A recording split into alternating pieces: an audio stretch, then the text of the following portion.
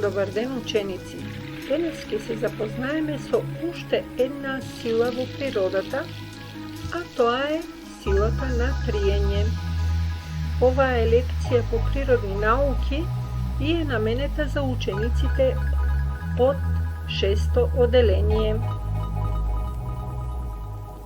Во природата постојат најразлични видови на сили. При тоа, овие видови на сили се изучуваат пред се од природните науки. Тука на прво место спаѓа физиката, потоа хемијата и биологијата, а математиката им доаѓа на помош на природните науки во спроведувањето на различни видови на пресметки при истражувањата.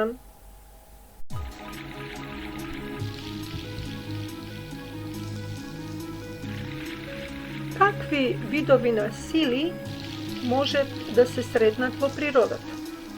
Во природата можеме да ги сретнеме сила на триење, гравитационата сила или привлечната сила на нашата планета Земја, потоа магнетната сила, сила на туркање, подкревната сила, сила на влечење, отпор на воздухот, отпор на водата, еластични сили и така натаму.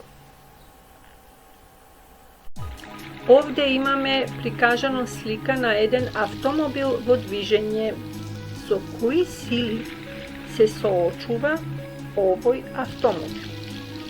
Пред се соочува со силата на отпор на воздухот или триење на воздухот, кој што се нарекува и отпор на воздухот.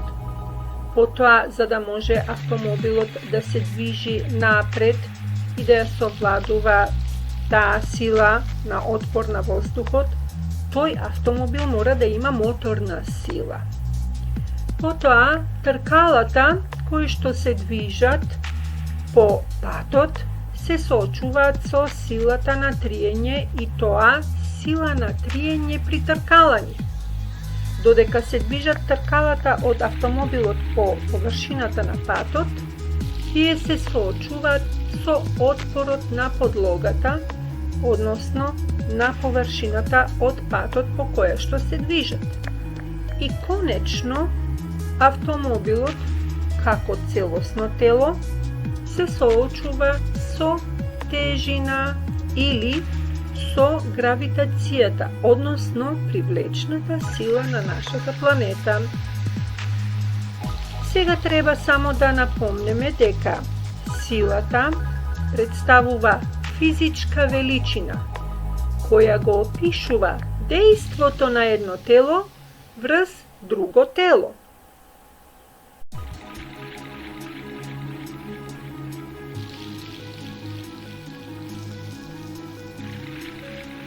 Што уште можеме да кажеме за силите?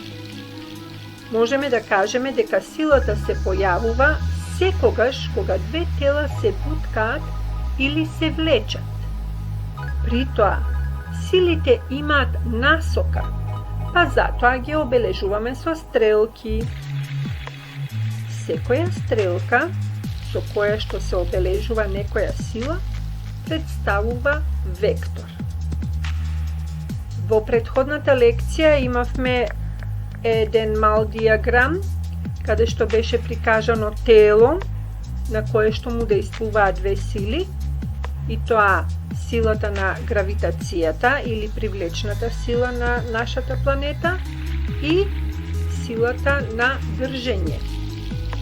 Тие две сили беа прикажани со стрелки, при што стрелката која ја прикажуваше гравитацијата имаше насока надолу, додека стрелката која што ја прикажуваше силата на држање имаше спротивна насока, односно насока нагоре.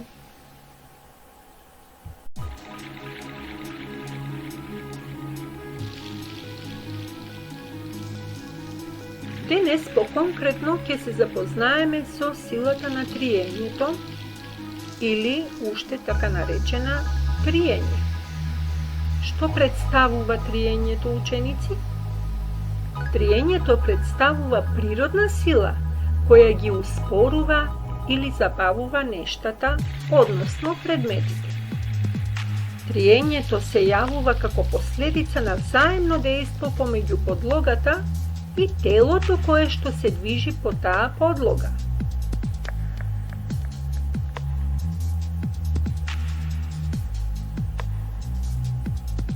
Какви можат да бидат силите на триење? Силите на триење можат да бидат сили на триење при лискање и сили на триење при тркалање. Притоа, триењето при тркалање е помало од триењето при лискање. Овде имате две слики, од кои сликата на вашата лева страна прикажува состојба каде што постои сила на триење при лискање. Гледаме едно младо момче како се лиска со скии по мазна и лискава површина како што е некоја заледена или снежна патека. Од десната страна имаме слика која прикажува ситуации или состојби каде што е присутна силата на триење при тркалање. Силата на триење се јавува кога се движиме со роушуи, со скейтборд, со тротинет, автомобил, велосипед и други превозни средства кои што имаат тркала. Исто така, сила на триење при тркалање има и кога го поттурнуваме столчето кое што има тркалца во својата основа, или кога придвижуваме некој тежок предмет со помош на превозно средство или преносно средство кое што има тркала. Во сите овие ситуации имаме појава на сила на триење при тркалање.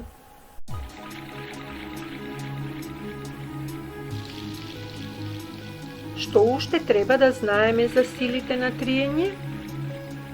Треба да знаеме дека силите на триење зависат од рапавоста на допирните површини и од тежината на телото. Силите на триење не зависат од големината на допирните површини.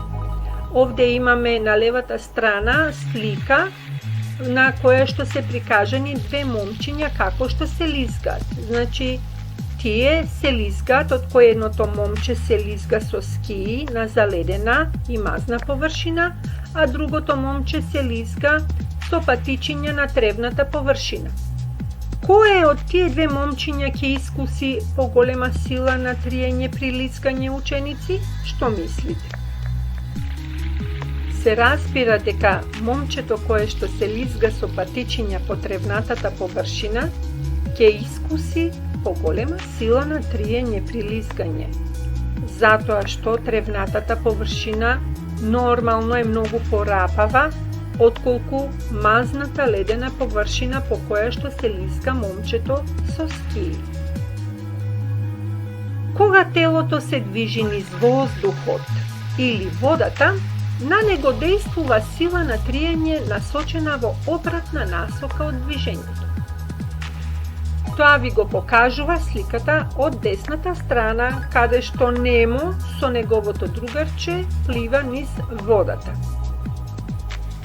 Со стрелки е покажана силата на движење. Значи, од лево надесно имаме стрелка која покажува дека двете рипчиња се движат во таа насока. Но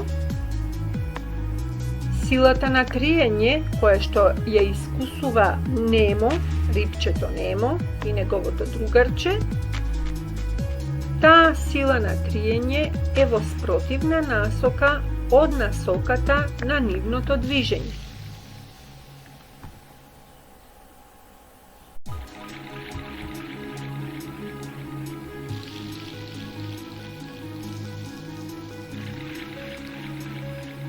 Силата на триење може да биде различно наречена за различни средини. би се запрашале, па добро, како се нарекуваат триењето на воздухот и триењето на водата? Триењето на воздухот се нарекува отпор на воздухот, додека триењето на водата се нарекува отпор на водата.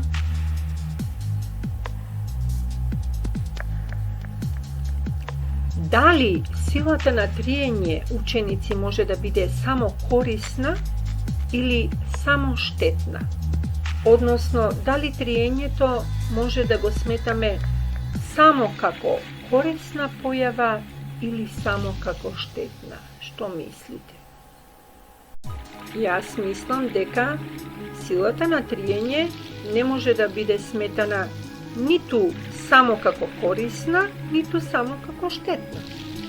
Например, овде имаме две слики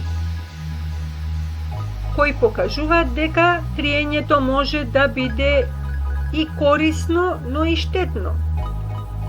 Гледате на левата слика дека силата на триење, доколку не постои кај тие мазни и лискави површини, може да биде многу штетна. Така, например, и возилата кои што возат по заледени лискави патишта, мора да имаат зимска опрема, мора да имаат ланци или синџири на своите гуми. Зошто? За да се зголеми силата на триење помеѓу површината на гумите кои што се движат и помеѓу површината на патот по кој што се движат или се тркалаат тие гуми. За да се зголеми силата на триење и за да не настануваат тешки сообраќајни несреќи проследени со човечки жртви, се посолуваат патиштата со сол или се посипуваат со песок, за да може да се зголеми силата на триење. Исто така, во зимно време, ние носиме обувки или чизми кои што имат дебели избраздани ѓонови кои што овозможуваат зголемување на силата на триење. Кога би носеле обувки во зимно време, мазни, глатки, исто како што се мазни и глатки ледените површини, верувајте, ученици, дека би имало многу падови на луѓето проследени со кршеници, со скршени нозе, раце и така натаму.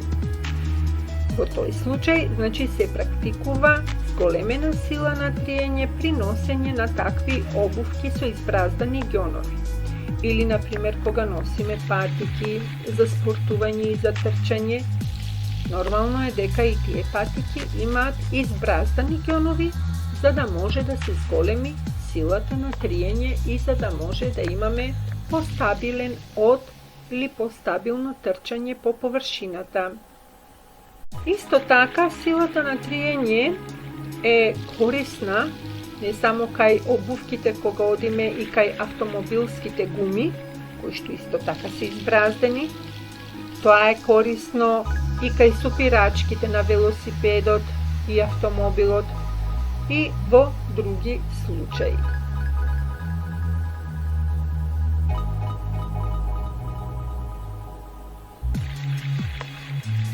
А сега да погледнеме едно кратко видео кое што ја прикажува силата на триење. А сега да го погледнеме ова кратко видео за силата на триење. Имаме две состојби: лизгање на книга по површина и лизгање на ормар, исто така по одредена површина. Зошто книгата застана и зошто ормарот го изгреба подот? Тоа е поради силата на триење. Зошто се јавува триење? Триење се јавува поради рапавоста на површините од двете тела кои што се допираат или кои што се во контакт. Колку видови на триење постојат? Постојат два вида на триење. И тоа триење при лискање и триење при тркалање. Овде имаме пример на триење при лискање. обрнете внимание на покажувањата на динамометарот. Што забележувате? Во почетокот, прво се лиска само едно тело со пошироката површина и поголемата површина.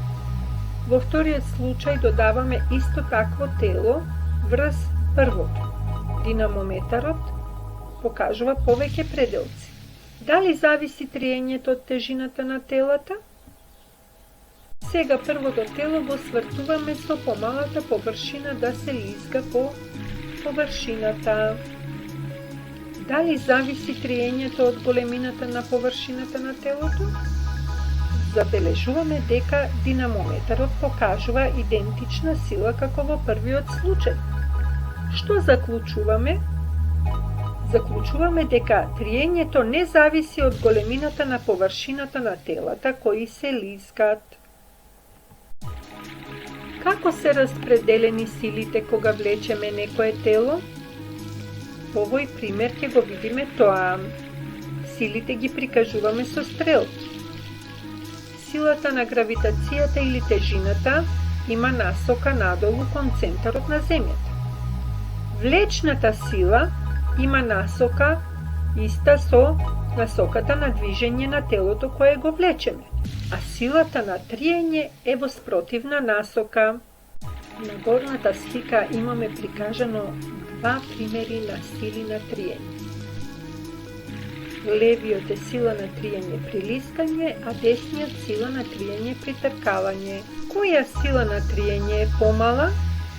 Се разбира, силата на триење при тркалање е помала.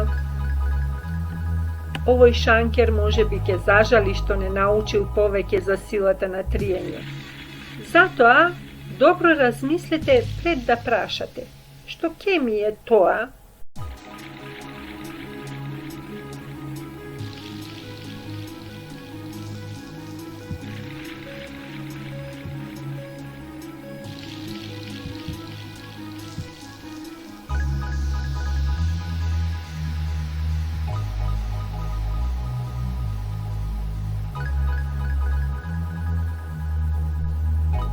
Сега, откако дознавме повеќе аргументи и факти за постоењето на силата на триење, јас ви посакувам пријатно учење, ученици.